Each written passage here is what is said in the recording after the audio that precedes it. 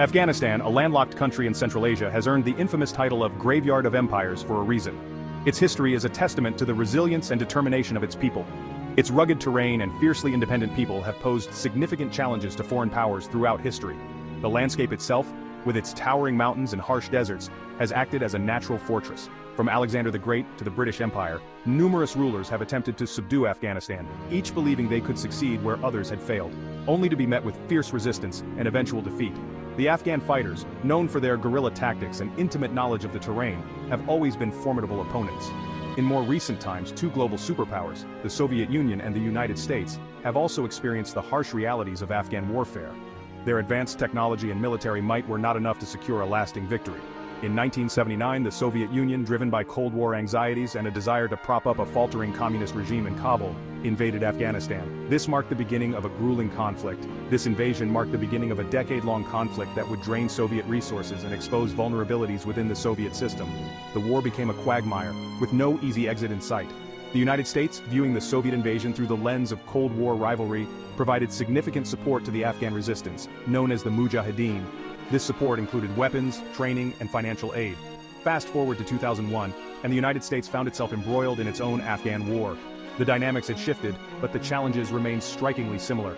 Following the September 11th terrorist attacks, the U.S. launched a military intervention in Afghanistan, targeting al-Qaeda and the Taliban regime that harbored them. The initial mission was clear and focused. The U.S. intervention, initially aimed at dismantling al-Qaeda and removing the Taliban from power, gradually morphed into a protracted nation-building effort. This shift in objectives complicated the mission and extended the conflict. Both the Soviet and American interventions in Afghanistan, separated by time but united by ambition and miscalculation, offer valuable lessons about the limits of military power, the resilience of the Afghan people, and the complexities of the region. The complexities of Afghan politics and the importance of understanding local contexts. The intricate web of tribal affiliations, local governance, and cultural traditions plays a crucial role in the country's stability. The Soviet Union's foray into Afghanistan was rooted in a desire to maintain its influence in a strategically important region. They underestimated the resolve of the Afghan people and the difficulty of the terrain. The United States, on the other hand, was driven by a desire to retaliate for the 9/11 attacks and prevent Afghanistan from becoming a safe haven for terrorists. This mission, too, proved more complex than initially anticipated. Despite their different motivations, both superpowers would soon discover that Afghanistan was not easily subdued. The land and its people have a way of humbling even the mightiest of armies, reminding the world of the enduring spirit of Afghanistan. Afghanistan's geography has played a crucial role in shaping its destiny. The country is dominated by the towering Hindu Kush mountain range, which divides the country into a patchwork of isolated valleys and rugged plateaus. These mountains, while breathtaking in their beauty, have also served as natural barriers, fostering a sense of independence and self-reliance among the various ethnic groups that call Afghanistan home. For foreign armies, the Afghan terrain has proven to be a logistical nightmare. The lack of well-developed roads and infrastructure makes it extremely difficult to transport troops, supplies, and heavy equipment. The harsh climate, with its scorching summers and bitterly cold winters, adds another layer of complexity to military operations. The Soviets, despite their military might, quickly learned the hard way that tanks and helicopters were often ill-suited for the narrow mountain passes and steep valleys of Afghanistan. Supply lines were easily disrupted by Mujahideen fighters who knew the terrain like the back of their hands. The Americans decades later would face similar challenges, relying heavily on air power to compensate for the difficulties of ground movement. The Soviet and American interventions in Afghanistan both faced fierce resistance from highly motivated and adaptable adversaries, who were deeply familiar with the rugged terrain and had a strong will to defend their homeland. The Mujahideen, a diverse collection of Afghan resistance groups united by their opposition to the Soviet occupation, were composed of various ethnicities and ideologies, yet they shared a common goal. They employed guerrilla tactics to great effect, using their intimate knowledge of the local geography to launch surprise attacks. These fighters, often armed with little more than rifles and rocket-propelled grenades, demonstrated remarkable resourcefulness and resilience. They would ambush Soviet convoys, attack outposts, and then melt away into the mountains, making it difficult for the Soviets to engage them in direct combat. This strategy frustrated their enemy and inflicted steady casualties, wearing down the Soviet forces over time. The Taliban, a more ideologically cohesive force that emerged in the power vacuum following the Soviet withdrawal, brought a different dynamic to the conflict. They presented a different kind of challenge, one that was rooted in their strict interpretation of Islamic law. Known for their strict interpretation of Islamic law and their brutality, the Taliban imposed harsh rules and punishments. The Taliban quickly gained control of much of the country in the 1990s, establishing a regime that was both feared and loathed by many. They provided sanctuary to Al-Qaeda, the terrorist group led by Osama bin Laden, which used Afghanistan as a base for its operations. This alliance would have disastrous consequences for both the Taliban and the United States, leading to further conflict and instability. Both the Mujahideen and the Taliban understood that they could not defeat their superpower adversaries in a conventional military confrontation, so they adapted their strategies accordingly. Instead, they waged wars of attrition, aiming to outlast their enemies through prolonged conflict. They exploited the terrain, taking advantage of the logistical challenges faced by foreign armies, and used the natural landscape to their benefit. With patience and determination, they waited for their enemies to tire of the fight, knowing that time was on their side. The conflicts in Afghanistan were not isolated affairs. They became enmeshed in the broader geopolitical rivalries of the Cold War and, later, the global war on terror.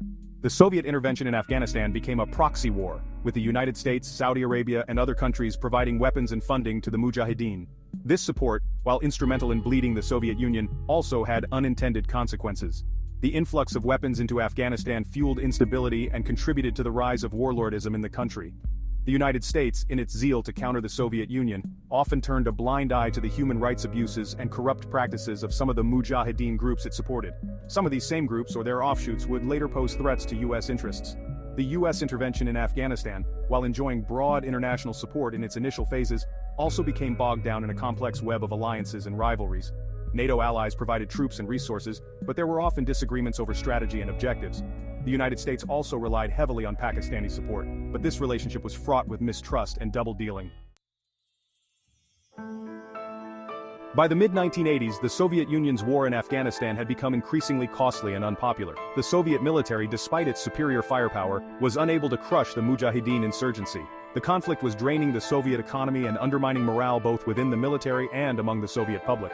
In 1988, under the leadership of Mikhail Gorbachev, the Soviet Union signed the Geneva Accords, which paved the way for a Soviet withdrawal from Afghanistan. The last Soviet troops left Afghan soil in February 1989, ending a decade of occupation.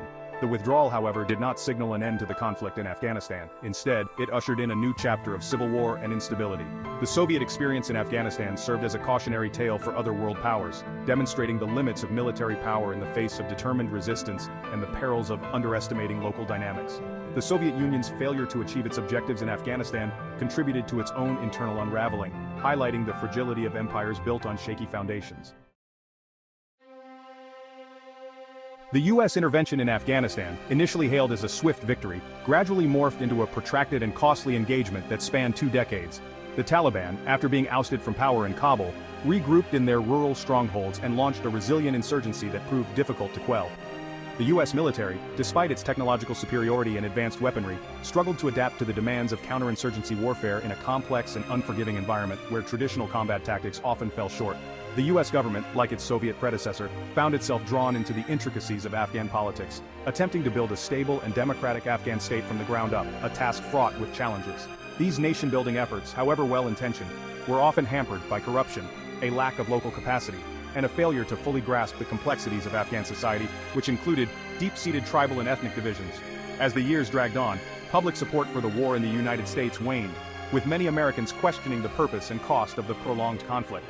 The conflict in Afghanistan had become America's longest war, and there was a growing sense that the United States was trapped in an unwinnable quagmire with no clear path to victory or exit. In 2021, after 20 years of war, the United States withdrew its forces from Afghanistan, marking the end of a significant chapter in American military history. The withdrawal, however, was chaotic and poorly executed, culminating in the collapse of the Afghan government and the Taliban's return to power, leaving many to question the legacy of the 2-decade-long intervention. The Soviet and American interventions in Afghanistan, despite their different contexts and outcomes, offer a number of sobering lessons about the use of military power, the importance of understanding local dynamics, and the limits of external intervention in shaping the destinies of other nations. Both superpowers, despite their military might and their good intentions, underestimated the complexities of Afghan society, the resilience of their adversaries, and the unintended consequences of their actions. The Soviet experience in Afghanistan demonstrated the dangers of imperial overreach and the limits of military force in achieving political objectives. The United States, despite having the benefit of hindsight, repeated many of the same mistakes, becoming bogged down in a protracted conflict that ultimately achieved little lasting strategic benefit. Both interventions underscore the importance of clear objectives, a deep understanding of local context, and a willingness to adapt to changing circumstances. Military power, while sometimes necessary, is rarely sufficient to resolve complex political and social problems. Sustainable solutions require a nuanced understanding of local power dynamics, a commitment to diplomacy and dialogue, and a willingness to work with, rather than against, the grain of local culture and history. While the military and political failures of the Soviet and American interventions in Afghanistan are well documented, it is crucial to acknowledge the devastating human toll of these conflicts. Decades of war have left Afghanistan in ruins, with millions of people displaced, impoverished, and traumatized. The Soviet invasion and subsequent civil war resulted in the deaths of an estimated 1 million Afghans. Millions more were displaced internally or fled to neighboring countries as refugees, seeking safety and a better life. The U.S. intervention, while claiming far fewer Afghan civilian lives, still resulted in significant casualties and further exacerbated the humanitarian crisis. Beyond the immediate casualties of war, the conflicts in Afghanistan have had a profound impact on Afghan society, undermining institutions, disrupting education and healthcare systems, and leaving a legacy of trauma and loss that will take generations to heal. The international community has a moral obligation to assist Afghanistan in rebuilding and recovering from the devastation of decades of conflict.